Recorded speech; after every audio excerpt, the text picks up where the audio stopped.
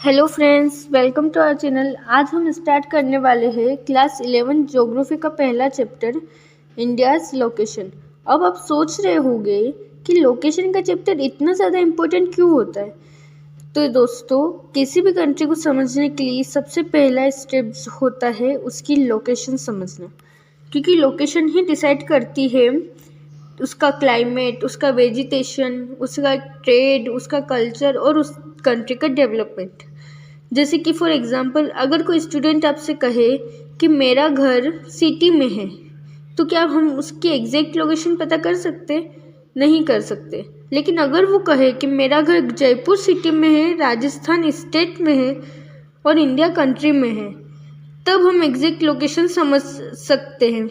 इसी तरह आज हम समझेंगे इंडिया वर्ल्ड में एग्जैक्टली कहाँ है और उस लोकेशन का इंडिया पर क्या इफेक्ट पड़ता है। अब सबसे पहले हम देखते हैं कि इंडिया वर्ल्ड में कहाँ लोकेटेड है। तो इंडिया लोकेटेड है एशिया कॉन्टिनेंट में, और एशिया दुनिया का सबसे बड़ा कॉन्टिनेंट है। हम सब जानते हैं कि हमारी वर्ल्ड में 7 कॉन्टिनेंट है, जिसमें से एशिया सबसे बड़ा है। एशिया में भी इंडिया का लोकेशन सेंट्रल और इम्पोर्टेंट पोजीशन पर है। इसलिए एंशिएंट टाइम से इंडिया का कांटेक्ट बहुत सिविलाइजेशन से रहा। दिस फॉर एग्जांपल, इंडिया का ट्रेड और कल्चरल रिलेशनशिप रहा है, जैसे कि चाइना के साथ, middle east, Europe, south Asia. For example, अगर कोई शॉप मार्केट का सेंटर में होती है तो वहाँ ज़्यादा लोग आते हैं, लेकिन अगर शॉप किसी कॉर्नर में हो तो कस्टमर कम आते हैं। कहने का मतलब ये है कि एशिया का सेंटर ही इंडिया है।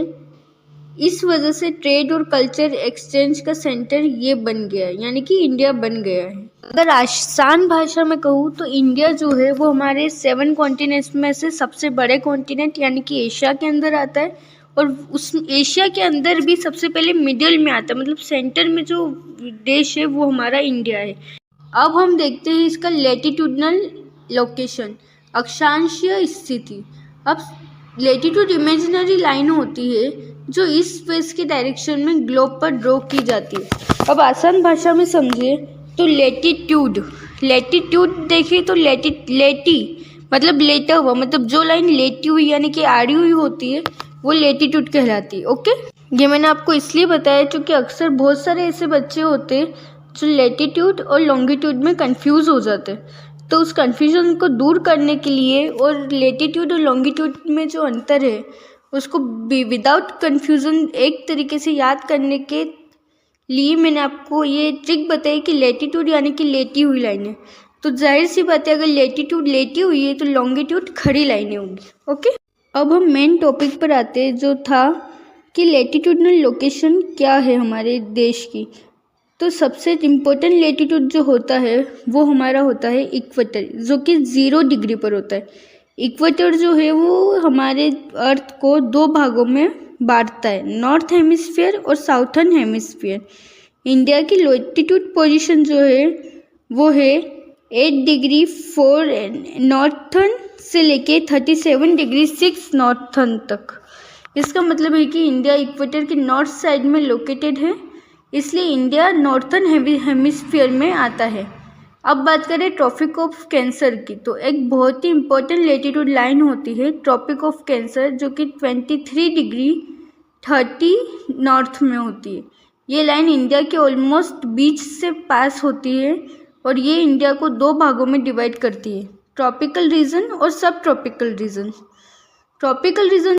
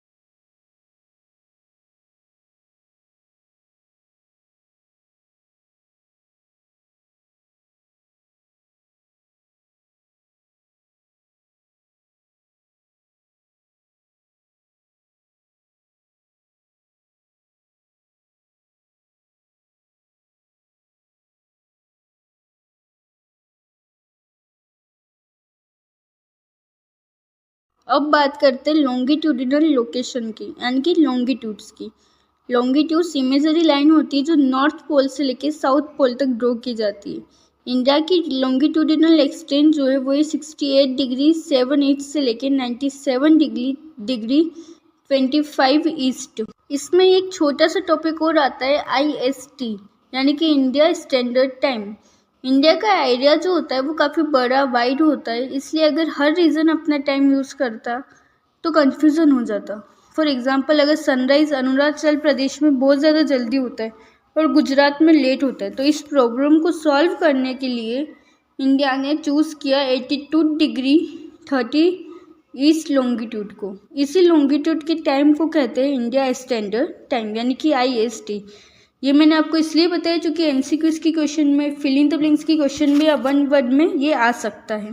फॉर एग्जाम्पल, चाहे आप दिल्ली में हो, मुंबई में हो, कोलकाता में हो या चेन्नई में हो, सब जगह आपको एक ही टाइम मिलेगा। अब बात करते हैं इंडिया की साइज़ की। तो साइज़ के अकॉर्डिंग देखा जाए तो इंडिया हम पूरे वर्ल्ड में 7th नंबर पे है, मतलब 7th लार्जेस्ट कंट्री है इन द वर्ल्ड। इंडिया का जो टोटल एरिया है वो है 3.28 मिलियन स्क्वायर किलोमीटर। इंडिया के लैंड बाउंड्री जो है वो है लगभग 15,200 किलोमीटर, और उसकी जो कोस्ट लाइन है वो लगभग है 7,516 किलोमीटर। इतना बड़ा एरिया होने की वजह से इंडिया में अलग अलग क्लाइमेट, यानी कि डिफरेंट क्लाइमेट, डिफरेंट कल्चर्स और डिफरेंट लैंग्वेजेस देखने को मिलती है। इसलिए इंडिया को कहते हैं लैंड ऑफ डाइवर्सिटी। ये याद रखना, चूँकि आपसे MCQs में पूछा जा सकता है और आगे कंपटीशन एग्जाम में भी पूछा जा सकता है कि इंडिया को क्या कहते हैं उसकी साइज़ की वजह से। तो लैंड ऑफ डाइवर्सिटी इंडिया को कहते हैं। अब देखते हैं India and the world in the historical importance, यानी कि हिस्ट्री के अंदर इंडिया की क्या इम्पोर्टेंस है। तो इंडिया की लोकेशन इतनी बड़ी है इस वजह से एंशियंट टाइम, यानी कि पुराने ज़माने से ही ट्रेड और कल्चर एक्सचेंज होता रहा है इंडिया में।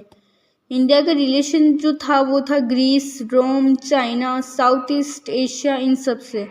इंडिया, फॉर एग्जांपल, इंडिया जो है वो एक्सपोर्ट होते स्पाइसेस, कॉटन और सिल्क, यानी कि इंडिया जो थी वो स्पाइसेस, कॉटन और सिल्क एक्सपोर्ट करते थे और फॉरेन कंट्रीज से इंडिया में आते थे। फॉरेन कंट्रीज से इंडिया जो इम्पोर्ट करती थी वो थी गोल्ड, सिल्वर, टेक्नोलॉजीज और आइडियाज़।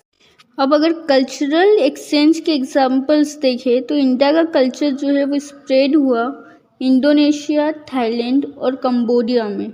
वहाँ आज भी हिंदुओं का मंदिर मिलते हैं, मतलब हिंदू जो लोग हैं उनके जो मंदिर होते हैं वो आज भी इंडोनेशिया, थाईलैंड और कंबोडिया जैसे देशों में मिलते हैं। For example, Angkor Wat temple Cambodia में लोकेटेड है और ये टेम्पल इंडिया कल्चर से इन्फ्लुएंस होकर ही बनाया गया है। अब देखते हैं इंडिया की नेबर्स, यानी कि पड़ोसी देश। तो अब इंडिया के जो पड़ोसी देश है वो उनकी लोकेशन की वजह से, जैसे कि नॉर्थ में है चाइना, नेपाल और भूटान, वेस्ट में पाकिस्तान, अफगानिस्तान, ईस्ट में बांग्लादेश, म्यांमार, अक्रॉस सी में देखी जाए तो श्रीलंका, मालदीव्स। इंडिया के ट्रेड और पॉलिटिकल रिलेशन ने इन कंट्रीज़ के साथ बहुत इम्पोर्टेंट होते थे, इसलिए ये सारी कंट्रीज़ ही इनकी नेबर्स है, यानी कि पड़ोसी देश है। आप लोग सोच रहे होंगे कि ये वीडियो मैंने इतना शॉर्टली क्यों समझाया। तो ये वीडियो मैंने आपको शॉर्टली इसलिए समझाया क्योंकि आपके एग्जाम में अगर ये क्वेश्चन चैप्टर आएगा भी सही तो मुश्किल से 2 या 3 मार्क्स का आएगा, उसमें से भी MCQs और फिल इन द ब्लैंक्स पूछे जाएंगे। तो जितना मैंने आपको इस वीडियो में बताया, अगर आपको इतना चीज़ आती है तो आप आसानी से उन क्वेश्चंस को सॉल्व कर सकते हैं। तो एग्ज़ाम के पॉइंट ऑफ व्यू से मैंने आपको ये चैप्टर पढ़ाया है और आप इसमें जो जो चीज़ें मैंने आपको बताई है इसे आप अच्छे तरीके से याद करके जाना, आपकी एग्ज़ाम बहुत अच्छे से जाएगी। सब क्वेश्चन आप आसानी से सॉल्व कर पाओगे। अगर आपको ये वीडियो यूज़फुल लगा हो तो लाइक करना ना भूलें और अपने दोस्तों को भी इस वीडियो को शेयर करें और ऐसे वीडियोस आगे देखने के लिए चैनल को सब्सक्राइब करें। Thank you. Hello friends, welcome to our channel. आज हम क्लास 11th ज्योग्राफी का चैप्टर 2 पढ़ने वाले हैं, structure and physiography of India. अब सबसे पहले एक सिंपल सा सवाल है आप सबके लिए कि अगर आप कश्मीर जाते हैं तो आपको बड़े बड़े पहाड़ दिखाई देते हैं। अगर आप पंजाब या उत्तर प्रदेश जाते हैं तो आपको बड़े बड़े मैदान दिखाई देते हैं। अगर आप राजस्थान जाते हैं तो आपको रेगिस्तान दिखाई देते हैं, और अगर आप केरला या तमिलनाडु जाते हैं तो आपको समुद्र या तटीय मैदान दिखाई देते हैं। अब सवाल ये है कि एक ही देश में इतने अलग अलग लैंडफॉर्म्स क्यों है?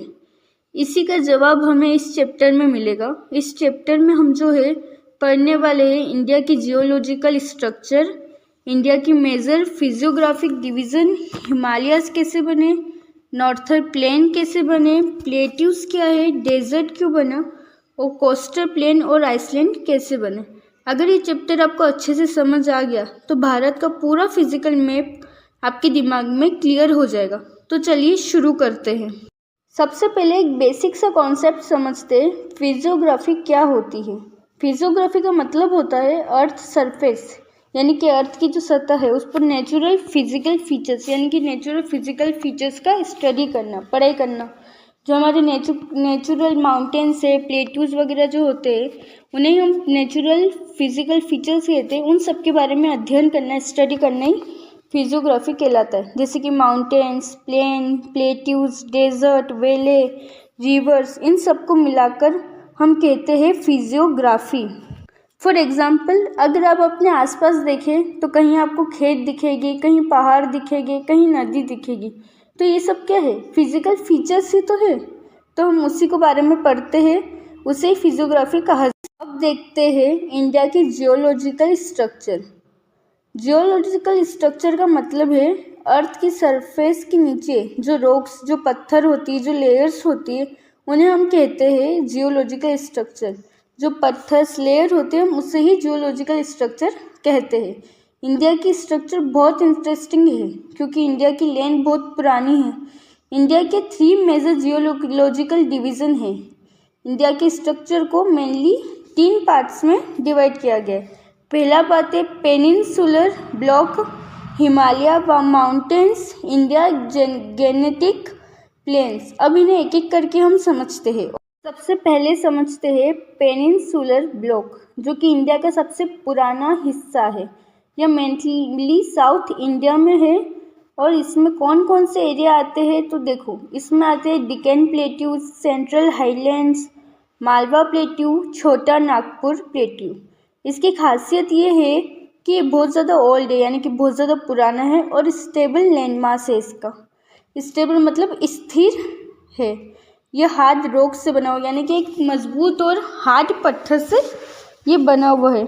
यह अर्थक्वेक भी बहुत कम आते हैं। फॉर एग्जांपल, अगर आपने देखा होगा साउथ इंडिया में माउंटेन्स बहुत शार्प नहीं होते। क्यों नहीं होते? क्योंकि माउंटेन्स बहुत पुराने हैं और इरोजन से घिस चुके हैं। जैसे पुराना घर धीरे धीरे टूटने लगता है, वैसे ही ओल्ड माउंटेन्स धीरे धीरे स्मूथ होते जाते हैं। अब आते हैं सबसे इंटरेस्टिंग पार्ट पर, हिमालय कैसे बने। ये एग्ज़ाम में बहुत ज़्यादा इम्पोर्टेंट है क्योंकि ये हर एग्ज़ाम में आना कंपलसरी आता है। आपके सिलेबस में है तो आपके फाइनल एग्ज़ाम में तो ये आएगा ही, और साथ ही साथ इन फ्यूचर आप कंपटीशन एग्ज़ाम फाइट करेंगे तो उसमें भी ये क्वेश्चंस, इससे रिलेटेड क्वेश्चंस आते हैं। अब देखो, पहले अर्थ पे क्या था? लगभग 20 करोड़ साल पहले अर्थ पर एक सब सुपर कॉन्टिनेंट था जिसका नाम था गोंडवाना लैंड। इसमें शामिल थे इंडिया, ऑस्ट्रेलिया, अफ्रीका, एंटार्क्टिका और साउथ अमेरिका। इंडिया पहले अफ्रीका के पास था। फिर क्या हुआ? धीरे धीरे टेक्टोनिक प्लेट मूव करने लगी। इंडिया की जो प्लेट नॉर्थ डायरेक्शन में मूव करने लगी और जाकर टकराई इरोजन प्लेट से।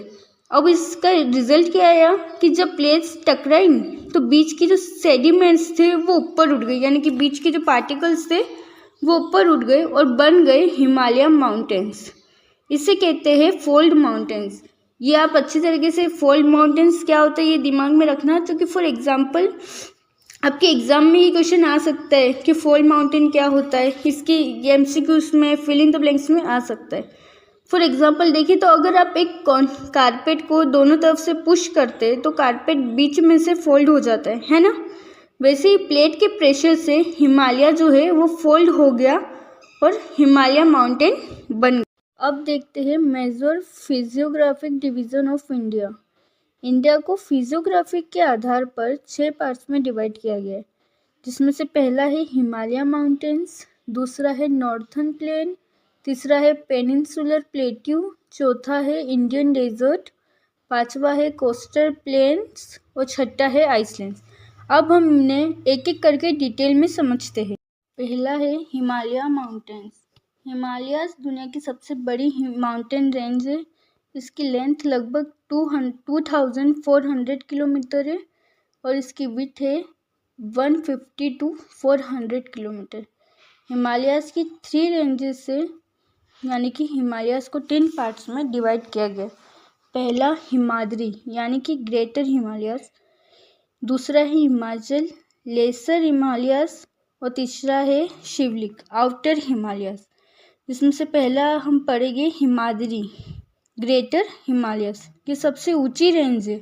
इसकी एवरेज हाइट देखें तो 6000 मीटर्स है और यहाँ दुनिया के हाईएस्ट पीक्स है जैसे माउंट एवरेस्ट, कंचनजुंगा। यह हमेशा स्नो रहती है इसलिए इसे कहते हैं स्नोवी माउंटेन। अब इस बात को आप अच्छे से ध्यान में रखना कि हिमाद्री माउंटेन्स को स्नोवी माउंटेन्स कहते हैं, क्योंकि एमसीक्यू इसमें फिल इन द ब्लैंक्स में या वन वर्ड में पूछा जा सकता है कि स्नोवी माउंटेन किसे कहते हैं या हिमाद्री माउंटेन को और क्या कहते हैं।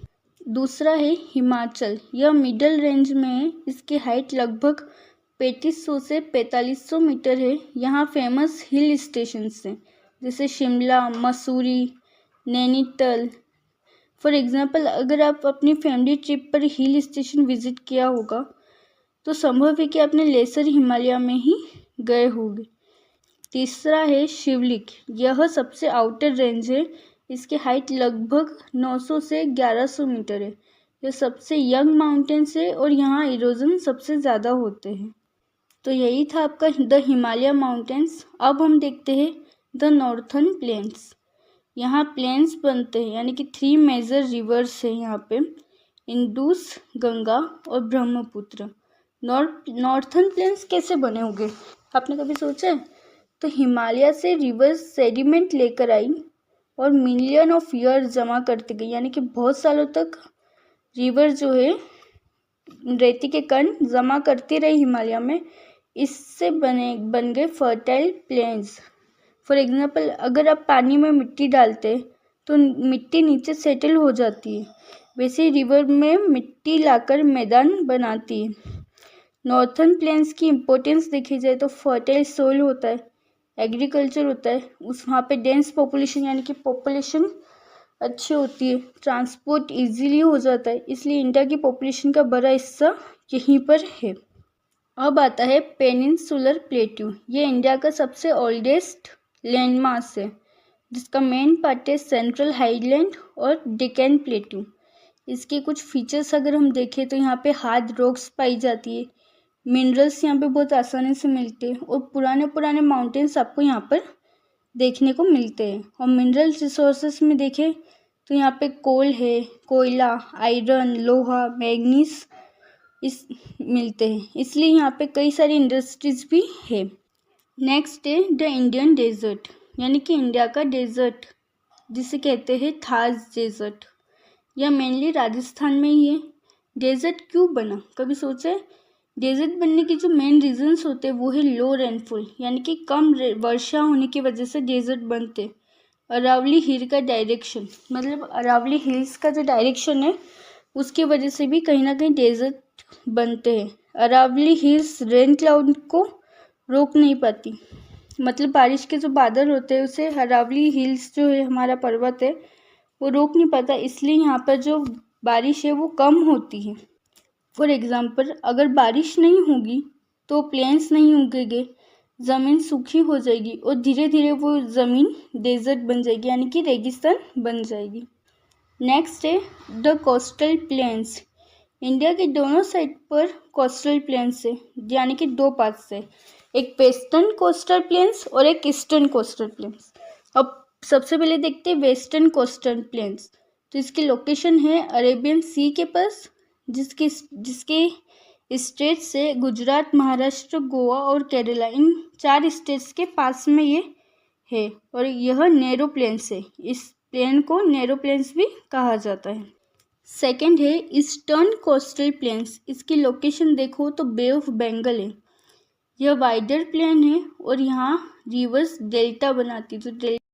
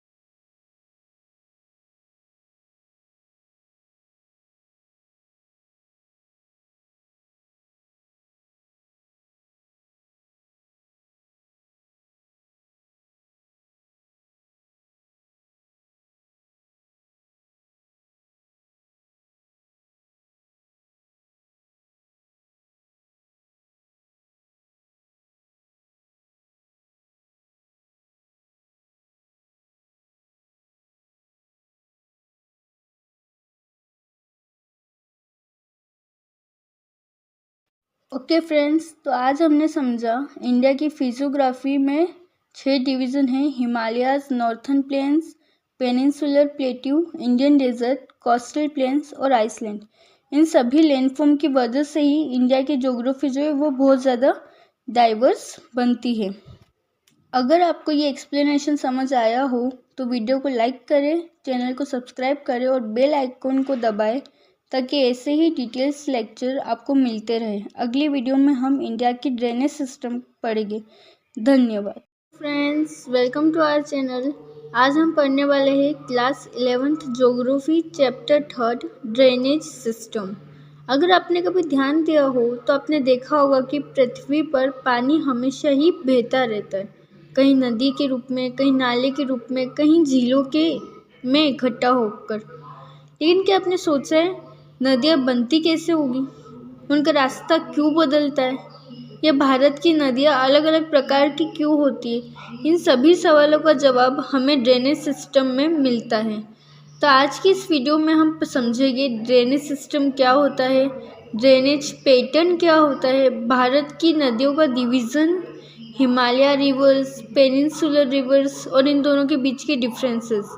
और मैं आपको एक ऐसे रियल लाइफ एग्जांपल दूंगा जिससे ये चैप्टर आपको एक बार में ही याद हो जाएगा। तो चलिए शुरू करते हैं। सबसे पहले देखते हैं कि ड्रेनेज सिस्टम का मतलब क्या होता है। अगर आसान भाषा में कहूँ तो ड्रेनेज सिस्टम का मतलब होता है किसी एरिया में मौजूद सभी नदियों और उनकी सहायक नदियों का पूरा नेटवर्क जो होता है। इंग्लिश में अगर इसकी डेफिनेशन देखी जाए तो होगी drainage system refers to the network of rivers and tributaries draining a particular area. वही मतलब है कि किसी एक पर्टिकुलर एरिया में ड्रेनेज सिस्टम और उनकी जो सहायक नदी है उनका मौजूद होना, उसका जो नेटवर्क होता है उसे ड्रेनेज सिस्टम कहा जाता है। फॉर एग्जाम्पल मान लो एक शहर है, उस शहर में छोटी गलियाँ है, बड़ी सड़कें हैं, हाईवे है, सब मिलकर एक ट्रांसपोर्ट नेटवर्क बनाता है। बिल्कुल इसी तरह छोटी स्ट्रीम्स, ट्रिब्यूटरीज, मेन रिवर्स मिलकर एक ड्रेनेज सिस्टम बनाता है। अब इसमें कुछ इंपॉर्टेंट टर्म्स है जो हम देख लेते हैं। फर्स्ट है रिवर्स, पानी की बहती हुई जो धारा होती है उसे रिवर्स कहते हैं। For example Ganga river, Brahmaputra reverse. Second है ट्रिब्यूटरीज, जब कोई छोटी नदी बड़ी नदी में मिलकर उसे ट्रिब्यूटरी कहते हैं। मतलब कोई छोटी सी नदी हो और वो बड़ी नदी में मिल जाती है, घुल मिल जाती है अच्छे से, तो वो ट्रिब्यूटरी कहलाई जाती है, यानी कि सहायक नदी कहलाई जाती है। फॉर एग्जांपल यमुना नदी गंगा रिवर की सबसे बड़ी सहायक नदी है। थर्ड है रिवर बेसिन, किसी नदी और उसकी सभी ट्रिब्यूटरीज का एरिया रिवर बेसिन कहलाता है। मतलब जो नदी है और उसकी जो सहायक नदियाँ हैं उन सभी का जो एरिया होता है वो रिवर बेसिन कहलाता है। फॉर एग्जाम्पल गंगा बेसिन आपको पता ही होगा।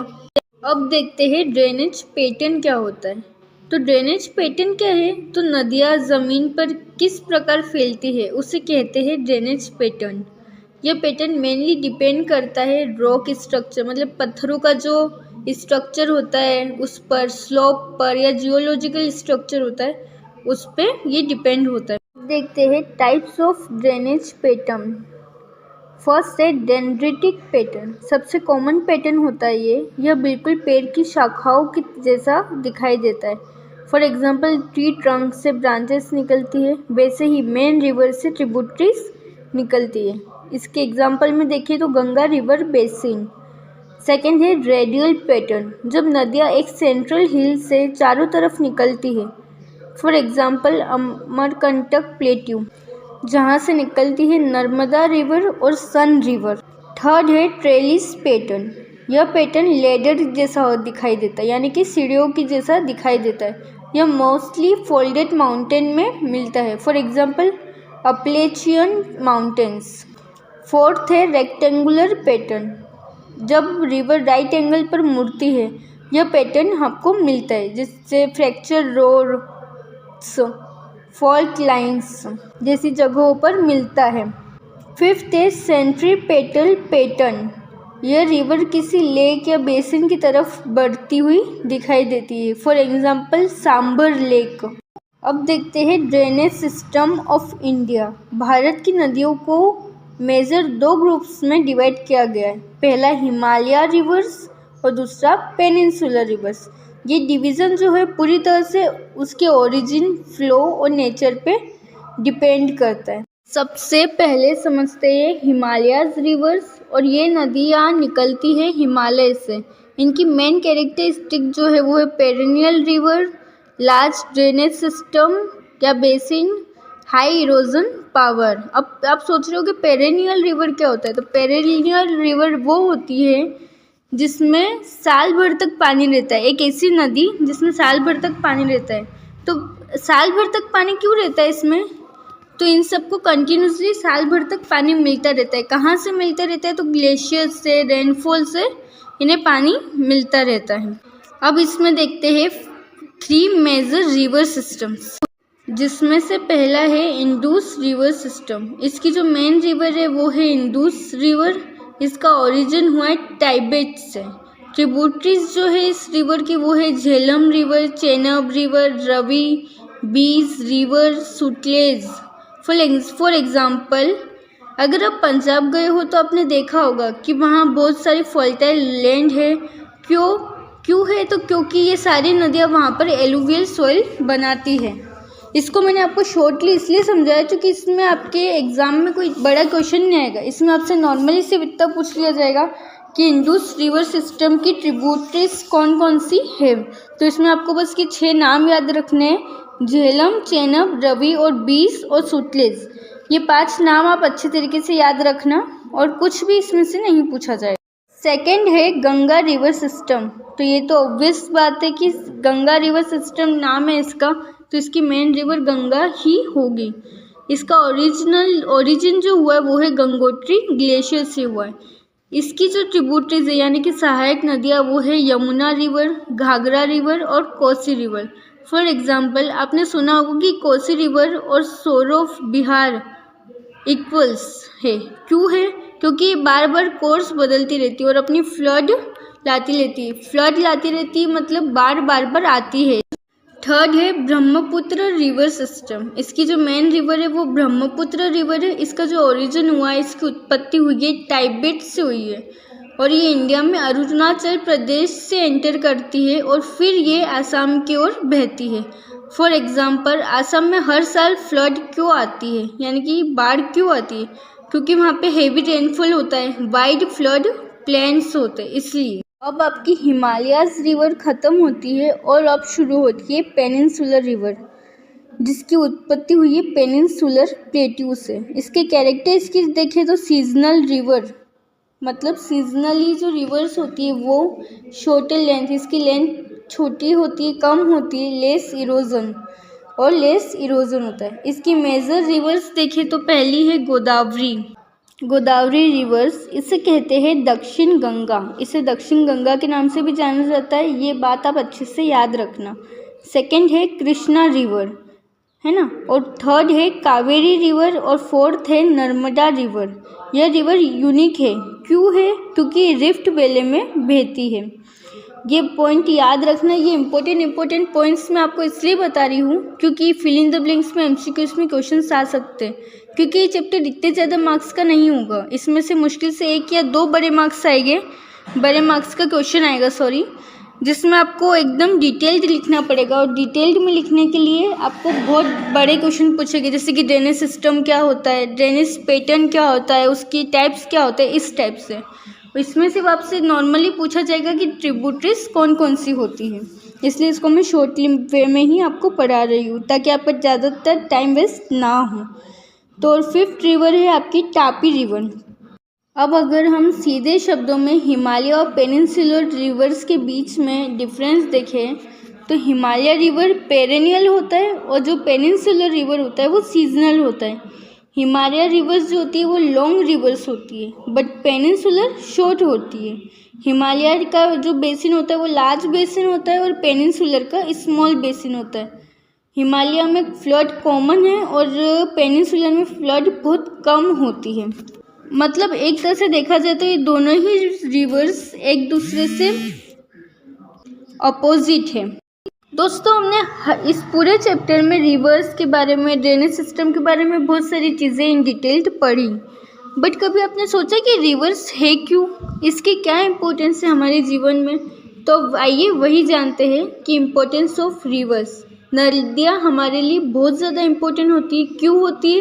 क्योंकि सबसे पहला पॉइंट आता है एग्रीकल्चर, खेती के लिए हमें सबसे ज़्यादा जिस चीज़ की आवश्यकता होती है वो होती है रिवर्स की ज़रूरत होती है, पानी की ज़रूरत होती है। फॉर एग्जाम्पल इंडोजेनेटिक प्लेन्स, ये दुनिया की सबसे ज़्यादा फर्टाइल लैंड है ना, क्योंकि यहाँ पे रिवर्स भी अच्छी है और पानी भी, और रिवर्स है तो पानी भी अच्छे से आएगा यहाँ पे, इसलिए यहाँ पे जो लैंड है, जो ज़मीन है वो अच्छी तरह से फर्टाइल है और उपजाऊ है। रिवर का सेकेंड यूज़ जो है वो है ड्रिंकिंग वाटर। अब देखा जाए तो हम खाने के बिना जी सकते, लेकिन पानी के बिना हम मुश्किल से 2 घंटे भी नहीं निकल सकते। क्यों? क्योंकि हर इंसान की जो बॉडी है वो 70% पानी से ही बनी होती है, इसलिए हमें सबसे ज़्यादा जिस चीज़ की ज़रूरत होती है वो वाटर की होती है। तो हमें वाटर कहाँ से मिलता है? रिवर से मिलता है। तो million of peoples depend on Ganga river सबसे शुद्ध और पवित्र और साफ रिवर होती है, इसलिए मिलियन पीपल्स इस पे डिपेंडेंट होते हैं। काय के लिए? पीने के पानी के लिए। थर्ड यूज़ है हाइड्रो इलेक्ट्रिक पावर, यानी कि इलेक्ट्रिसिटी भी हमारी नदियों से ही बनती है, पानी से ही बनती है। बड़े बड़े टावर्स होते हैं, वो क्या बोलते हैं, समुद्र में, जिससे हाइड्रो इलेक्ट्रिसिटी जनरेट होती है। फॉर एग्जाम्पल टेहरी डैम, है ना। तो दोस्तों, आज हमने समझा drainage system, drainage pattern, Himalaya reverse, peninsular reverse और रिवर्स की क्या इम्पोर्टेंस होती है, ये सारी चीज़ें हमने इन डिटेल समझी। अगर आपने ये चैप्टर अच्छे से समझ लिया है तो आप समझ लीजिए कि आपकी ज्योग्राफी का हाफ सिलेबस यानी कि आधा सिलेबस बहुत ही आसान लगने लगेगा, आपको पूरी तरह से कंप्लीट हो जाएगा। अगर आपको ये एक्सप्लेनेशन समझ आया हो तो वीडियो को लाइक करें, चैनल को सब्सक्राइब करें और बेल आइकॉन को दबाएं ताकि ऐसे ही डिटेल्स लेक्चर आपको मिलते रहे। अगली वीडियो में हम इंडिया की क्लाइमेट को समझेंगे। धन्यवाद। Hello friends, welcome back to the channel. अगर आप क्लास 11 ज्योग्राफी पढ़ रहे हो तो आज का वीडियो आपके लिए बहुत इम्पोर्टेंट होने वाला है। आज हम स्टार्ट करने वाले हैं क्लास 11th ज्योग्राफी का चैप्टर 4th क्लाइमेट का फुल एक्सप्लेनेशन। इस चैप्टर में हम समझेंगे कि इंडिया का क्लाइमेट कैसा है, उसके पीछे का रीज़न क्या है और कैसे डिफरेंट फैक्टर्स मिलकर इंडिया का वेदर सीजन को कंट्रोल करते हैं। सबसे पहले एक सिंपल क्वेश्चन सोचो, अगर आप राजस्थान में हो तो गर्मी बहुत ज़्यादा होती है, लेकिन अगर आप हिमाचल प्रदेश या माउंटेन में जाओ तो ठंड मिलती है, और अगर केरला या कोस्टल एरियाज़ में जाओ तो वहाँ ह्यूमिडिटी ज़्यादा होती है और बारिश भी काफ़ी होती है। तो आखिर ऐसा क्यों होता है? एक ही कंट्री के अंदर क्लाइमेट इतना डिफरेंट क्यों होता है? इसी का आंसर हमें इस चैप्टर में मिलेगा और साथ ही साथ हम इस चैप्टर में समझेंगे कि इंडिया के क्लाइमेट को कौन कौन से फैक्टर कंट्रोल करते हैं, मॉनसून कैसे आता है, सीज़न कैसे चेंज होते हैं और इंडिया में रेनफॉल का डिस्ट्रीब्यूशन कैसा है। अगर आप ये चैप्टर अच्छे से समझ गए तो इंडिया ज्योग्राफी का एक बहुत इंपॉर्टेंट कॉन्सेप्ट आपके लिए क्लियर हो जाएगा। तो चलिए अब स्टेप बाय स्टेप शुरू करते हैं और सबसे पहले समझते हैं university and diversity in the monsoon climate. India का क्लाइमेट एक तरफ से तो यूनिफॉर्म लगता है, यूनिफॉर्म यानी कि एक जैसा लगता है, क्योंकि पूरा देश मॉनसून सिस्टम पे डिपेंड करता है। मतलब रेनफॉल का मेन सोर्स जो होता है वो होता है मेन मॉनसून। लेकिन दूसरी तरफ डाइवर्सिटी भी इतनी है, यानी कि विविधता भी इतनी है, क्योंकि हर जगह क्लाइमेट अलग अलग बिहेव करता है। जैसे राजस्थान में बहुत कम रेनफॉल होती है, डेजर्ट कंडीशन होता है। केरला में हेवी रेनफॉल होती है। लद्दाख में कोल्ड डेजर्ट यानी कि कोल्ड होता है, ठंड भी होती है और बारिश कम होती है। मेघालय में वर्ल्ड हाईएस्ट रेनफॉल यानी कि वर्ल्ड में जितनी भी बारिश होती है उसमें सबसे ज़्यादा जो बारिश होती है वो मेघालय में होती है। तो एक ही मॉनसून सिस्टम होने के बाद भी अलग अलग जगह पर अलग अलग क्लाइमेट कंडीशन मिलती है। इसी को यूनिटी इन डाइवर्सिटी कहते हैं। अब देखते हैं factors determining the climate of India, यानी कि इंडिया का जो क्लाइमेट है उसे कौन कौन से फैक्टर डिटरमाइन करते हैं यानी कि इफेक्ट करते हैं। इंडिया का क्लाइमेट कुछ इंपॉर्टेंट फैक्टर डिसाइड करते हैं, जिसमें से फर्स्ट है लेटीट्यूड, यानी कि इंडिया ट्रॉपिकल प्लस सब ट्रॉपिकल जोन में आता है ये, इसलिए यहाँ सीजनल चेंजेस क्लियरली हमें दिखते हैं। सेकंड है एल्टीट्यूड, हाइट बढ़ने पर टेम्परेचर कम होता है, ये हम सब जानते हैं, इसलिए हिमालयस ठंडी हवा को रोककर इंडिया को प्रोटेक्ट करते हैं। थर्ड है प्रेशर और विंड, यानी कि प्रेशर जो है, विंड जो होती है उसका भी इफेक्ट पड़ता है क्लाइमेट पे। मॉनसून विंड का डायरेक्शन जो है वो चेंज कर देता है और ये सबसे इम्पोर्टेंट फैक्टर होता है। नेक्स्ट है डिस्टेंस फ्रॉम सी, जैसे कि coastal area Mumbai moderate climate होता है वहाँ पे। इनलैंड एरिया जो कि दिल्ली में है वहाँ पे एक्सट्रीम क्लाइमेट। नेक्स्ट है ओशन करंट्स, यानी कि इनडायरेक्टली टेम्परेचर और रेनफॉल को अफेक्ट करता है ओशन करंट, यानी कि ओशन करंट्स यानी कि समुद्र की जो धारा है वो भी हमारे क्लाइमेट को इफेक्ट करती है। रिलीफ्स यानी कि माउंटेन्स रेनफॉल को कंट्रोल करते हैं। विंडवार्ड साइड में बहुत ज़्यादा हेवी रेन होती है और लीवार्ड साइड में एकदम ड्राई होता है। अब देखते हैं nature of Indian monsoon. Monsoon का मतलब है सीजनल विंड रिवर्सल। सिंपल में समझो तो समर हवा सी से लैंड की तरफ चलती है और विंटर यानी कि ठंड में हवा लैंड से सी की तरफ चलती है। इसके क्या रीजंस है? तो लैंड जल्दी हीट होती है तो वो लो प्रेशर, और सी जो है वो धीरे धीरे हीट होता है इसलिए हाई प्रेशर। हवा हाई से लो की तरफ चलती है, ये मेन पॉइंट है, इसे याद रखना कि जो हवा होती है वो हमेशा हाई से लो की ओर चलती है। और जब हवा सी से आती है तो मॉइस्चर लेकर आती है और फिर रेनफॉल होती है यानी कि बारिश होती है। अब देखते हैं रिदम ऑफ सीजन्स, यानी कि इंडिया के सीजन्स। इंडिया में मेनली 4 सीजन्स होते हैं, cold weather season, hot weather season, south west monsoon season और रिट्रीटिंग मानसून सीजन। जिसमें से पहला है कोल्ड वेदर सीजन जो कि दिसंबर से फरवरी तक चलता है। नॉर्थ इंडिया में ठंड और साउथ इंडिया में माइल्ड क्लाइमेट रखता है। क्यों रखता है? क्योंकि जो सन की रेज है वो डायरेक्टली यहाँ पर नहीं पड़ती है। सेकंड है हॉट वेदर सीजन, यानी कि मार्च और मई के अंदर होता है ये। टेम्परेचर यहाँ पर बहुत ज़्यादा हाई होता है, हॉट वेदर है तो जाहिर सी बात है हाई होगा। लू यानी कि एक हॉट विंड यानी कि गर्म हवा होती है, लू के नाम से चलती है। डस्ट स्टॉर्म भी आते हैं यहाँ पे। फॉर एग्जांपल राजस्थान दिल्ली में एक्सट्रीम गर्मी होती है यानी कि बहुत ज़्यादा गर्मी होती है। थर्ड है साउथ वेस्ट मानसून सीजन जो कि जून और सितंबर के बीच तक रहता है। मेन रेनी सीजन जो होता है यानी कि मेन जो बारिश का मौसम होता है वो यही होता है। एग्रीकल्चर के लिए बहुत ज़्यादा इम्पोर्टेंट होता है, ज़रूरी। ये जून में केरला से आता है। इसकी 2 ब्रांचेस होती है, अरेबियन सी ब्रांच और बे ऑफ बंगाल।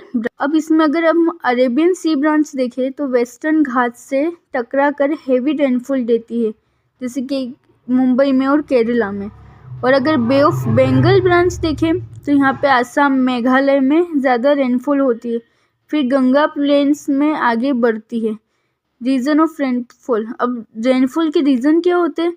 तो माउंटेन हवा को रोक देते हैं, हवा ऊपर उठ जाती है और कंडेंसेशन हो जाता है, उस वजह से जो बारिश है वो, मतलब देखो सिंपल वे में समझते हैं तो माउंटेन जो होते हैं, पर्वत जो होते हैं, बहुत ज़्यादा ऊंचाई पे होते हैं, तो वो जब रेनफॉल की जो हवा होती है वो जब आती है तो वो उसे रोक देते हैं, हवा ऊपर उठ जाती है, वहाँ से माउंटेन से टकरा के हवा जो है वो ऊपर की ओर उठ जाती है, उससे कंडेंसेशन होता है और फिर उससे बारिश होती है।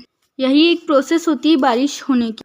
फोर्थ है रिट्रीटिंग मॉनसून सीजन, मतलब मॉनसून वापस लौटने लगता है, इसका एक क्लियर होने लगता है, यानी कि इस समय जो है मॉनसून बारिश का जो मौसम होता है वो जाने लगता है। ये सीज़न अक्टूबर और नवंबर के बीच तक रहता है, जब मॉनसून जो है बारिश जो है वो जाने लगती है, लौटने लगती है, और जो बादल होते हैं वो भी एकदम साफ हो जाते हैं, टेम्परेचर थोड़ा सा बढ़ जाता है। अक्टूबर में थोड़ी सी गर्मी होती है। स्पेशल केस होते हैं तमिलनाडु में, इस टाइम रेनफॉल बहुत ज़्यादा होती है और इसका रीज़न ये है कि नॉर्थ ईस्ट विंड्स जो है वो बे ऑफ बंगाल से मॉइस्चर लेकर आती है, इस वजह से तमिलनाडु में रेनफॉल होती है इस समय। अब देखते हैं ट्रेडिशनल इंडियन सीजन्स। इसमें सिर्फ आपको नाम याद रखने की ज़रूरत है और कुछ भी याद रखने की ज़रूरत नहीं है, क्योंकि इसमें ज़्यादा से ज़्यादा आपसे सिर्फ नाम पूछ लेगा या फिल इन द ब्लैंक्स में कोई क्वेश्चन पूछ लेगा जिसमें आपको सिर्फ नाम लिखने रहेंगे।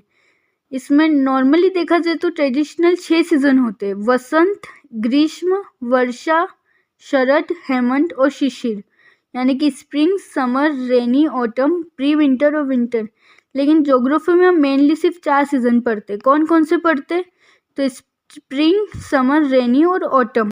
अब देखते हैं डिस्ट्रीब्यूशन ऑफ रेनफॉल, यानी कि इंडिया में जो रेनफॉल है अनइवन है, यानी कि एकदम अलग अलग है, कहीं पर ज़्यादा है कहीं पे कम है, इस तरह से। तो हाई रेनफॉल एरिया कौन कौन सा है? तो western coast, north east coast India में। कहाँ पे और वहाँ पे कितनी बारिश होती है? तो 200 सेंटीमीटर से ज़्यादा होती है, बस आपको इतना ही ध्यान रखना है यहाँ पे। और लो रेनफॉल में पूछ लिया जाए आपसे एरिया, तो राजस्थान और लद्दाख, यहाँ पे कितनी होती है? तो 50 सेंटीमीटर से कम होती है। और कोई आपसे पूछ ले कि ऐसा क्यों होता है, इसका क्या रीज़न है? तो मॉनसून विंड का जो पाथ होता है उसकी वजह से, यानी कि माउंटेन्स की वजह से भी होता है। अब ये इस चैप्टर का सबसे मेन टॉपिक है monsoon and economic life in India, यानी कि मॉनसून का हमारी इकोनॉमिक लाइफ से क्या लेना देना होता है। तो इंडिया की इकोनॉमी में काफ़ी हद तक मॉनसून पर डिपेंड करती है। क्यों करती है? क्योंकि हमारा इंडिया अधिकतर 70% जो है एग्रीकल्चर पे डिपेंडेड कंट्री है, इसलिए फार्मर रेन पे ही डिपेंड रहते हैं। अच्छा मानसून होगा तो अच्छी क्रॉप्स उगेगी, वीक मानसून होगा तो सूखा पड़ेगा। इससे इफेक्ट पड़ता है जीडीपी पर, इफेक्ट पड़ता है फूड सप्लाई पर, इफेक्ट पड़ता है और एम्प्लॉयमेंट पर इफेक्ट पड़ता है। क्योंकि हमारा जो इंडिया है वो पूरी तरह से एग्रीकल्चर पर डिपेंडेड है, 70% जो लोग हैं वो एग्रीकल्चर ही करते हैं, इसलिए मानसून को ही लाइफलाइन ऑफ इंडिया कहा जाता है।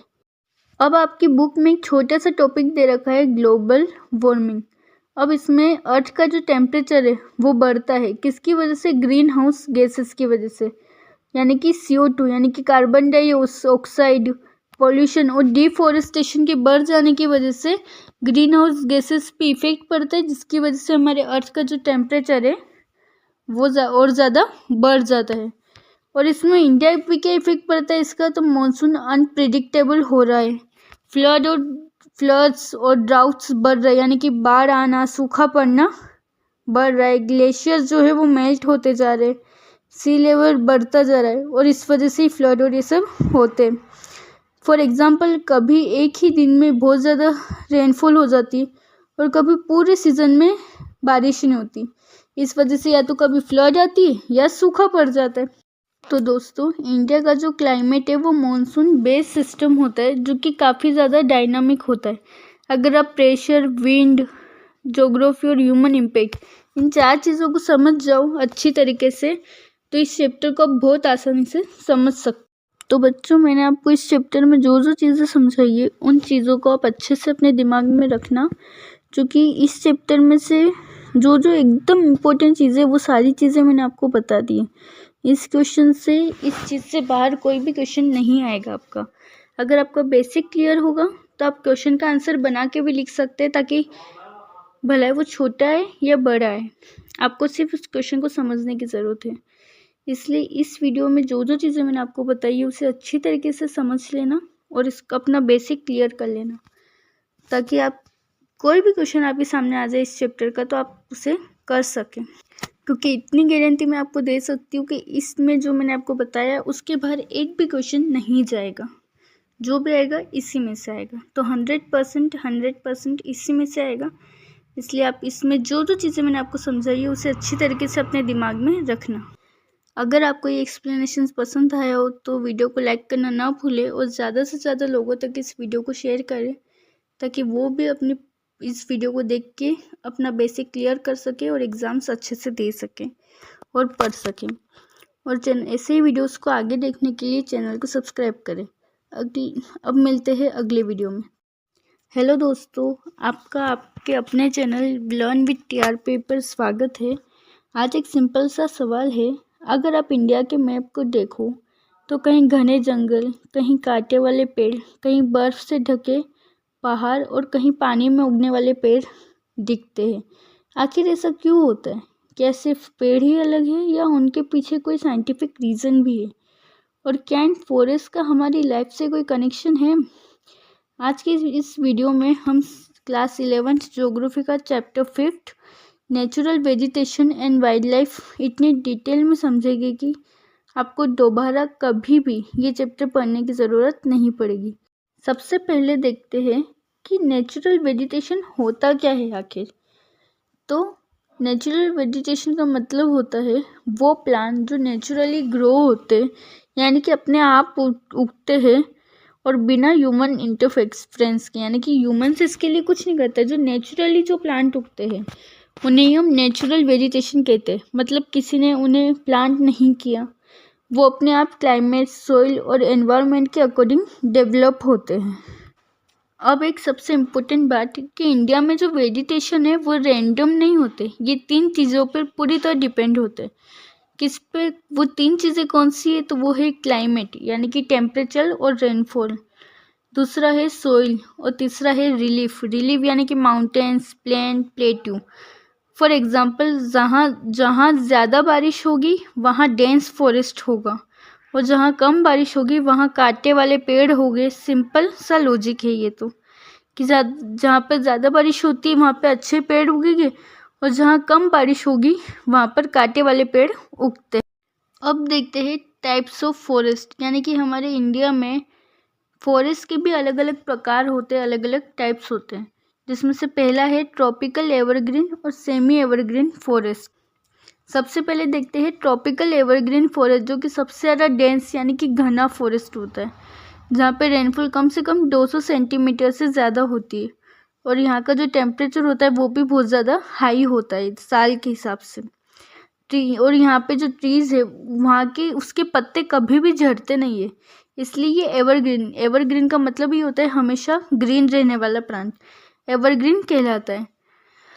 और यहाँ पे मल्टी लेयर्ड स्ट्रक्चर होता है, यानी कि ऊपर वाला जो टॉल ट्री है वो नीचे श्रब्ड होता है और सनलाइट ग्राउंड तक पहुँचती नहीं, यानी कि यहाँ के जो पेड़ होते हैं वो इतने ज़्यादा बड़े और घने होते हैं ऊपर से कि नीचे तक सनलाइट पहुँचती ही नहीं। ये फॉरेस्ट इतने ज़्यादा डेंस होते हैं कि इनका सेल्वा भी कहा जाता है, इन्हें सेल्वा नाम दिया गया है। इसकी लोकेशन है लगभग वेस्टर्न घाट, नॉर्थ ईस्ट इंडिया और अंडमान निकोबार, और वेस्टर्न घाट सबसे ज़्यादा है। सबसे ज़्यादा ट्रॉपिकल एवरग्रीन फॉरेस्ट जो है वो वेस्टर्न घाट पे ही पाए जाते हैं। फॉर एग्जांपल, अगर आप केरला या आसाम जाओ तो आपको इतना डेंस जंगल दिखेगा कि दिन में भी आपको अंधेरा फील होगा। इसकी ट्रीज़ का जो नाम होता है वो होता है जैसे कि रबड़ है, इबोनी है, बाम्बू है, इस टाइप के ट्रीज़ यहाँ पे उगते हैं। अब सेमी एवरग्रीन फॉरेस्ट क्या होता है? तो ये एवरग्रीन फॉरेस्ट और डेसिडियस फॉरेस्ट, इन दोनों के बीच का जो ट्रांजिशन जोन होता है वो सेमी एवरग्रीन फॉरेस्ट कहलाता है। जहाँ रेनफॉल थोड़ी कम हो जाती है वहाँ पर evergreen forest semi evergreen forest में कन्वर्ट हो जाते हैं। मतलब मैंने आपको बताया कि ट्रॉपिकल एवरग्रीन फॉरेस्ट में बारिश बहुत ज़्यादा होती है, लेकिन जहाँ पे बारिश कम होती है वहाँ पे हम सेमी एवरग्रीन फॉरेस्ट हो जाते हैं, वो सेमी एवरग्रीन फॉरेस्ट कहलाने लगते हैं। अब आते हैं सबसे ज़्यादा इम्पोर्टेंट और एग्जाम में सबसे ज़्यादा आने वाला टॉपिक, जो कि है ट्रॉपिकल डेसिडियस फॉरेस्ट, यानी कि सेकेंड जो टाइप है फॉरेस्ट का वो ट्रॉपिकल डेसिडियस फॉरेस्ट है, जो कि सबसे ज़्यादा इम्पोर्टेंट है। यहाँ पर 100 से 200 मीटर तक रेनफॉल होती है, यानी कि बारिश होती है। और इसमें इसका अगर मेन फीचर देखें तो ये है कि ड्राई सीजन में, मतलब सूखा जो सीज़न होता है जहाँ पे बारिश नहीं होती, वहाँ इसके जो पेड़ है वो अपने पत्ते गिरा देते हैं, यानी कि झड़ जाते हैं उसके पत्ते। क्योंकि ये जो ट्री है वो वाटर कंजर्व करते हैं, मतलब इनको पानी की ज़रूरत होती है उगने के लिए। जब सूखा पड़ जाता है तो इसके पत्ते जो है वो गिर जाते हैं, झड़ जाते हैं। अब जो डेसिडियस फॉरेस्ट है इसके भी 2 टाइप्स है, मॉइस्ट डेसिडियस फॉरेस्ट और ड्राई डेसिडियस फॉरेस्ट। इनको डीप में जाने की कोई ज़रूरत नहीं है इन दोनों के, आप सिर्फ इन दोनों के नाम याद रखना, ताकि कभी एमसीक्यूज में पूछ ले तो आप आंसर दे सके। ट्रॉपिकल डेसिडियस फॉरेस्ट जो है वो है यूपी, बिहार, एमपी, झारखंड, ओडिशा जैसी जगहों पर मिलते हैं। और इनके जो ट्रीज़ के नाम होते हैं वो होते हैं टीक, साल, नीम। फॉर एग्जांपल अगर आपने देखा होगा गर्मी में पेड़ बिल्कुल सूखने लगते हैं, वो एक्चुअली मर नहीं रहे होते, वो अपनी लीव्स ड्रॉप कर रहे होते हैं, यानी कि गिरा रहे होते, और सर्वाइव कर रहे होते हैं, यानी कि जिंदा होते, वो मरे नहीं होते, वो जिंदा होते, बस वो जो अपने सूखे पत्ते हैं उनको गिरा देते। ये फॉरेस्ट इंडिया की सबसे ज़्यादा इकोनॉमिकली इम्पोर्टेंट फॉरेस्ट है।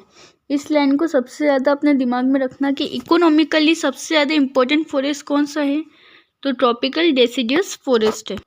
अब बात करते हैं सबसे हार्श कंडीशन वाले फॉरेस्ट की, ट्रॉपिकल थॉर्न फॉरेस्ट, जहाँ पर 50 सेंटीमीटर से भी कम रेनफॉल होती है और यहाँ पे बहुत ज़्यादा गर्मी रहती है।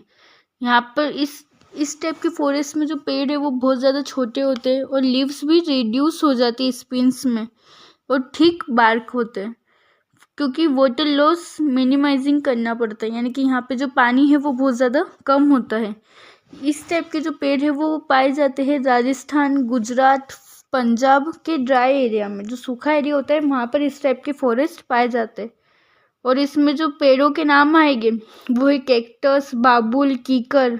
फॉर एग्जांपल डेजर्ट प्लांट में आपने देखा होगा कि कांटे वाले प्लांट उगते हैं, ये एक्चुअली सर्वाइवल मैकेनिज्म होता है।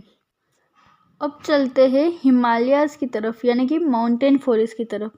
ये सबसे ज़्यादा इम्पोर्टेंट कॉन्सेप्ट है एल्टीट्यूडिनल जोनेशन के हिसाब से। जैसे जैसे एल्टीट्यूड बढ़ता है टेम्परेचर कम होने लगता है और वेजिटेशन चेंज होती है। और यहाँ पे 1000 मीटर तक ट्रॉपिकल फॉरेस्ट होते हैं, 1000 से 2000 मीटर तक टेम्परेचर फॉरेस्ट जैसे कि ओक, पाइन पाए जाते हैं। 2000 से 3000 मीटर तक कॉन्फिडियस फॉरेस्ट, डिओडार टाइप से फॉरेस्ट पाए जाते हैं। और 3000 मीटर से ज़्यादा एल्पाइन वेजिटेशन होते हैं। फॉर एग्जाम्पल शिमला या मनाली जाते वक्त आपको ग्रेजुअली डिफरेंट अलग अलग प्रकार के पेड़ दिखते होंगे, ये वही कॉन्सेप्ट है। मतलब सिंपल वे में समझूं तो माउंटेन्स के ऊपर, यानी कि पहाड़ों के ऊपर जो छोटे छोटे पेड़ पौधे और ये सब उगते हैं ना, उन्हें ही मोस्टली माउंटेन फॉरेस्ट कहते हैं। वो एक माउंटेन्स के ऊपर जो पेड़ पौधे होते हैं वही माउंटेन फॉरेस्ट कहलाते हैं। माउंटेन्स के ऊपर ही फॉरेस्ट होते हैं। अब है लिटोरल और स्वैम्प फॉरेस्ट, यानी कि मैनग्रोव्स। अब बात करते हैं कोस्टल इकोसिस्टम की। तो यहाँ पे जो कंडीशन होती है वो वाटर लॉक्ड एरिया होता है, यहाँ पे सेल्टी सॉइल होती है। यहाँ पे इम्पोर्टेंट जो है वो मैनग्रोव फॉरेस्ट होते हैं। यहाँ पर सबसे ज़्यादा जिस प्रकार के फॉरेस्ट उगते हैं वो होते हैं मैनग्रोव्स। इसकी फीचर्स देखने में अगर हम, तो रूट्स वाटर के ऊपर दिखती है, मतलब पानी के ऊपर जो रूट्स होती है वो हमें दिखती है, ब्रीथिंग करती हुई रूट्स। सॉल्ट रेसिस्टेंट होता है। और ये है वेस्ट बंगाल में, यानी कि सुंदरबांस और इस जगह पे ये फॉरेस्ट पाए जाते हैं। इसका जो स्पेशल ट्री है वो है सुंदरी। और कोस्टल प्रोटेक्शन फ्रॉम साइक्लोन, मतलब साइक्लोन से प्रोटेक्ट करते हैं ये फॉरेस्ट हमें, और सॉइल इरोजन को भी कंट्रोल करते हैं। फॉर एग्जांपल जब साइक्लोन आता है तो मैनग्रोव्स नेचुरल बैरियर का काम करते हैं।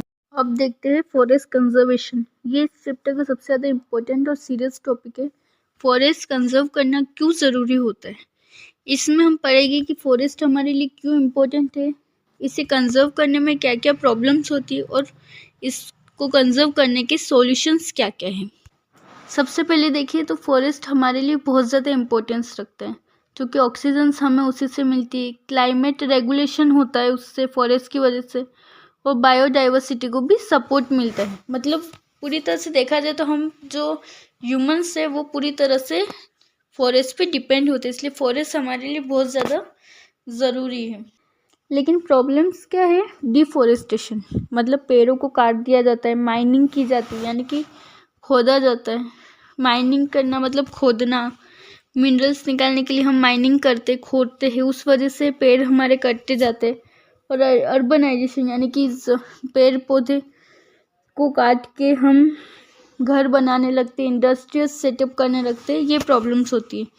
लेकिन अगर इसके सॉल्यूशन पे जाए तो अफॉरेस्टेशन, यानी कि ज़्यादा से ज़्यादा पेड़ उगाने चाहिए हमें, और सस्टेनेबल डेवलपमेंट करना चाहिए। सस्टेनेबल डेवलपमेंट मतलब एक ऐसा डेवलपमेंट, ऐसे एक ऐसा विकास जो डेवलपमेंट हो हमारी कंट्री में, लेकिन बिना नेचर को नुकसान पहुंचाए। जो डेवलपमेंट किया जाता है उसे सस्टेनेबल डेवलपमेंट बोला जाता है।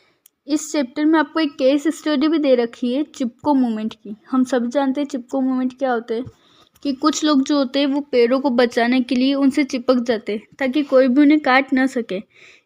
ये इंडिया का सबसे ज़्यादा इम्पोर्टेंट और पावरफुल एनवायरमेंटल मूवमेंट कहा जाता है इसे। इसी के अंदर दो टर्म्स आती है, सोशल फॉरेस्ट्री और फार्म फॉरेस्ट्री। अब सोशल फॉरेस्ट्री क्या होती है, तो कम्युनिटी के लिए फॉरेस्ट को डेवलप करना, विलेजेस में ट्रीज लगाना। इसके फ़ायदे क्या क्या है, तो फ्यूल्स, फॉडर और एम्प्लॉयमेंट, ये तीनों चीज़ें आपको प्रोवाइड होती हैं।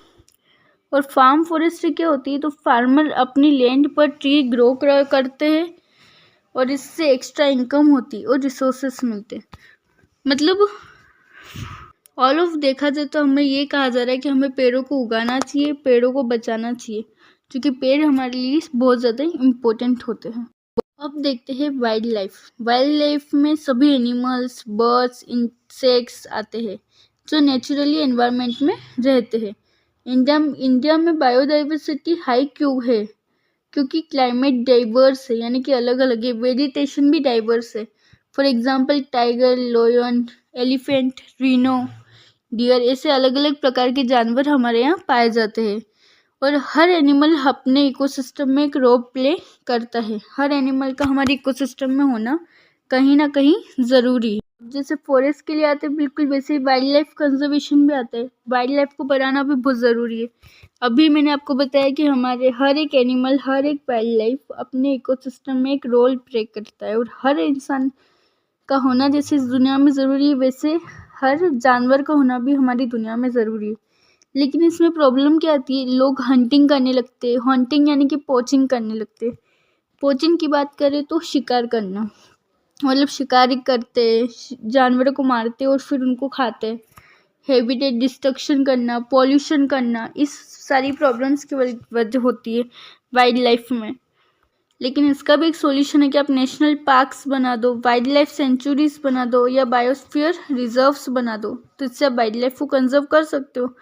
फॉर एग्जांपल प्रोजेक्ट टाइगर, जो हमारे गवर्नमेंट ने इंट्रोड्यूस किया था, टाइगर पॉपुलेशन को बचाने के लिए स्टार्ट किया गया था ये प्रोजेक्ट टाइगर।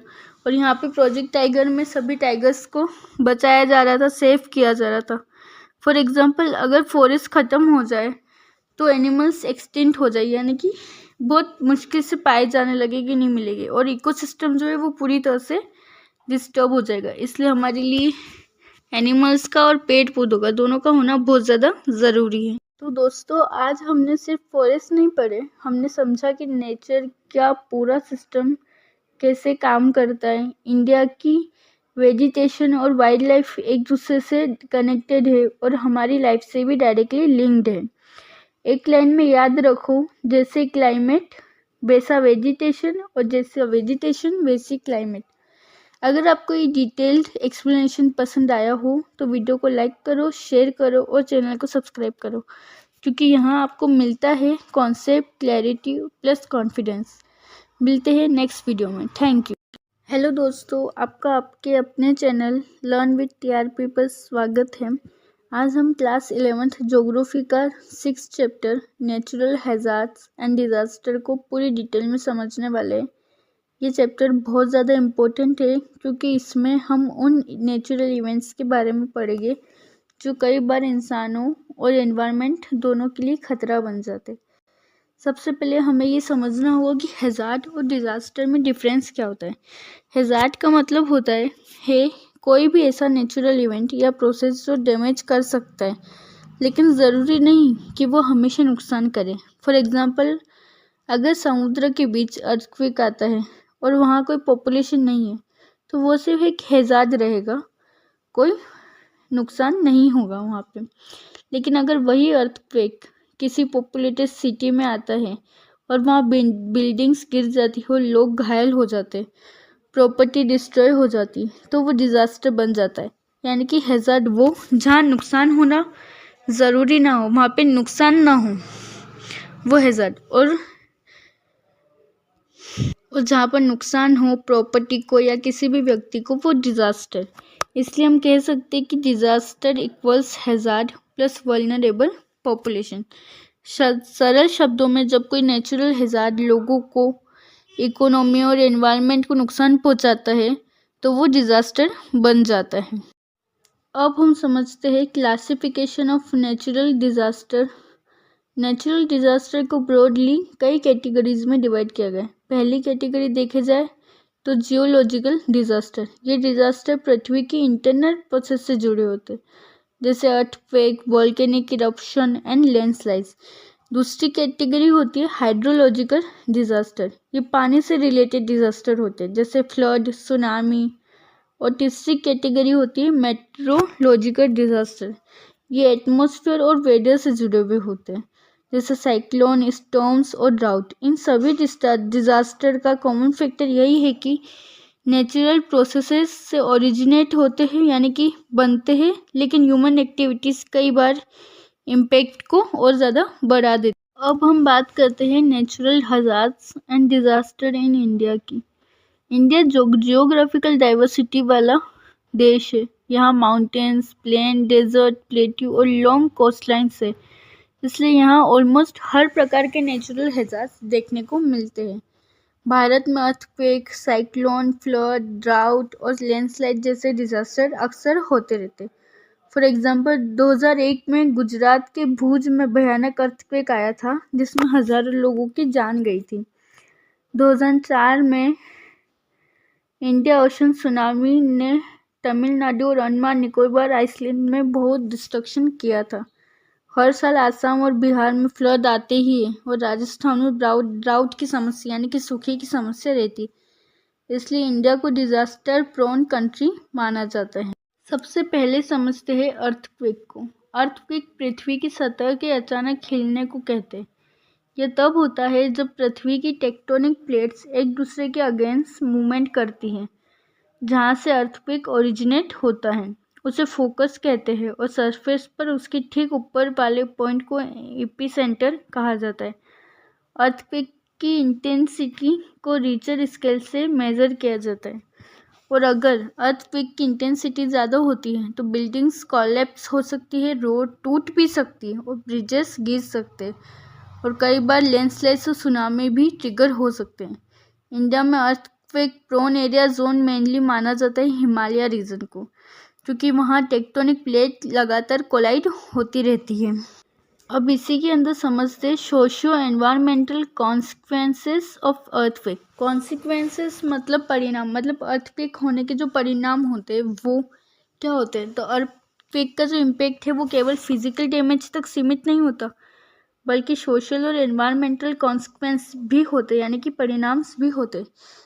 सोशल इम्पैक्ट में देखें तो लोगों की जान जाती है, इंजरीज होते, लोग होमलेस हो जाते और साइकोलॉजिकल ट्रॉमा भी शामिल होते।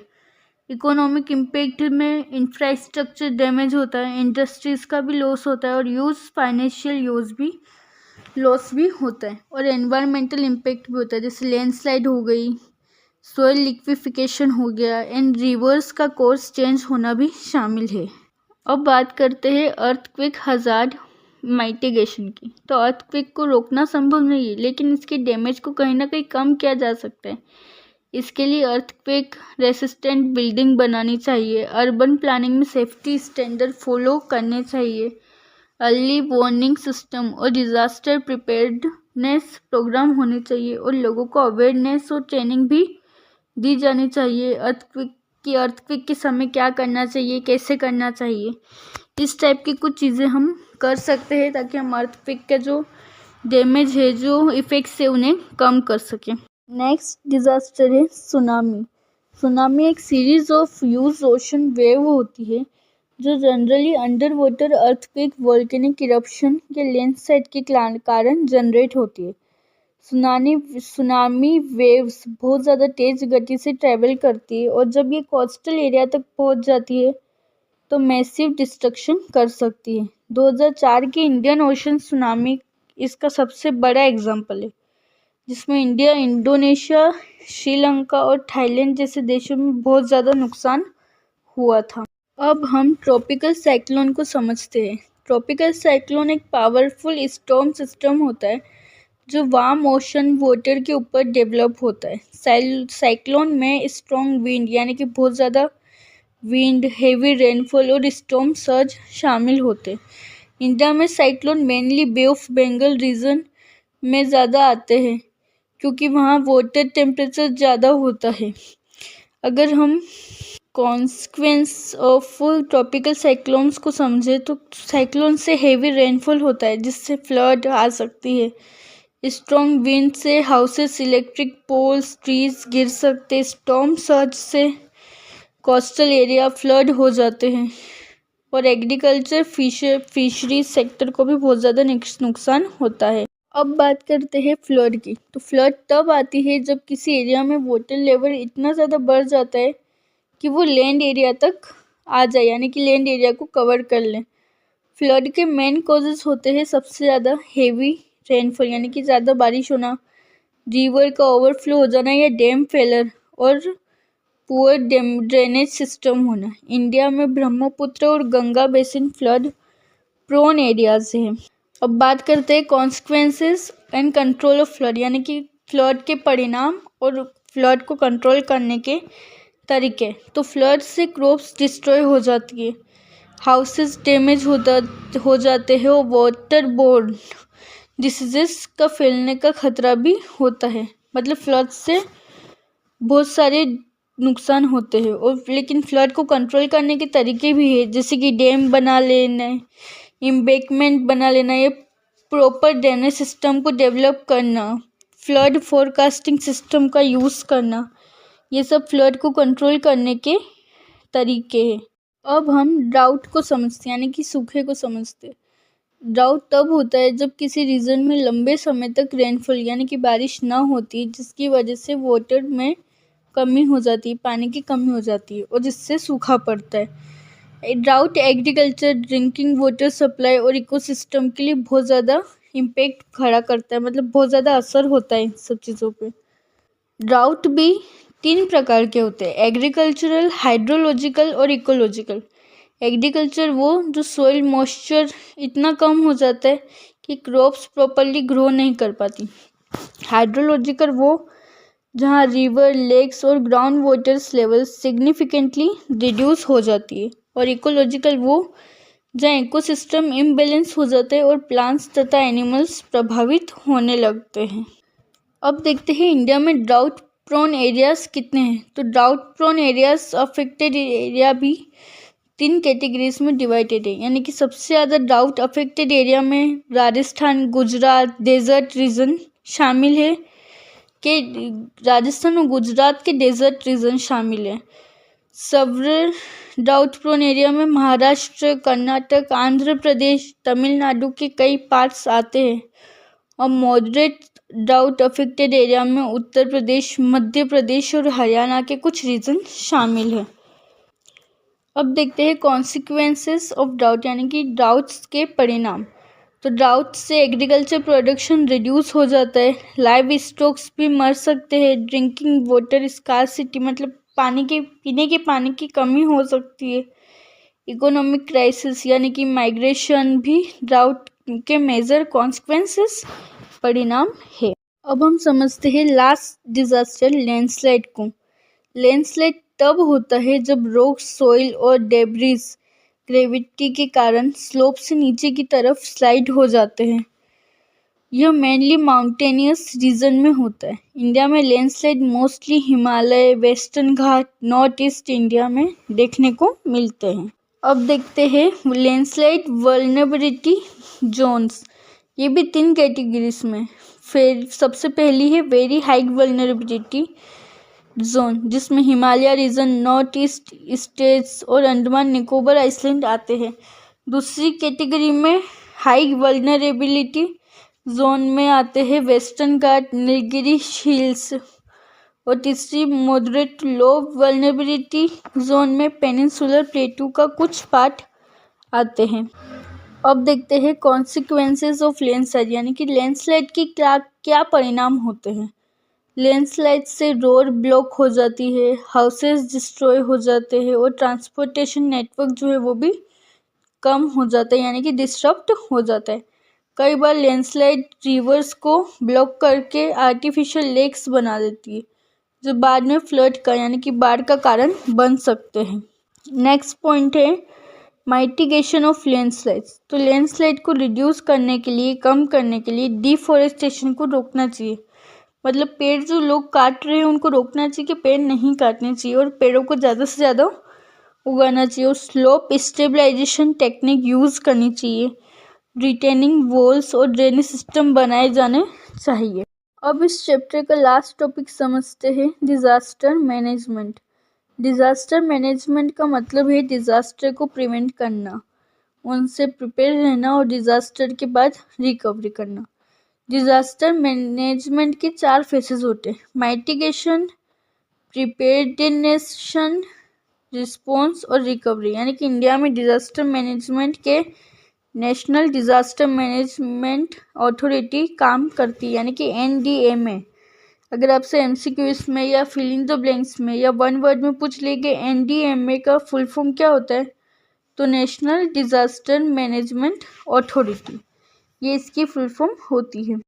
तो दोस्तों, नेचुरल हजार्ड्स को कम्प्लीटली रोकना पॉसिबल नहीं है क्योंकि नेचर के प्रोसेस का हिस्सा है, लेकिन साइंटिफिक प्लानिंग से, अवेयरनेस और प्रॉपर डिजास्टर मैनेजमेंट से इसके इम्पैक्ट को कम काफ़ी हद तक किया जा सकता है। अगर सोसाइटी प्रिपेयर्ड हो और सस्टेनेबल डेवलपमेंट पॉलिसीज फॉलो करे तो डिजास्टर से हम बच सकते हैं, उसके होने वाले डैमेजेस को कम कर सकते हैं। अगर आपको ये डिटेल्ड एक्सप्लेनेशन पसंद आया हो तो वीडियो को लाइक करो, शेयर करो और चैनल को सब्सक्राइब करो, क्योंकि यहाँ आपको मिलता है सब कॉन्सेप्ट क्लैरिटी प्लस कॉन्फिडेंस। मिलते हैं नेक्स्ट वीडियो में। Thank you.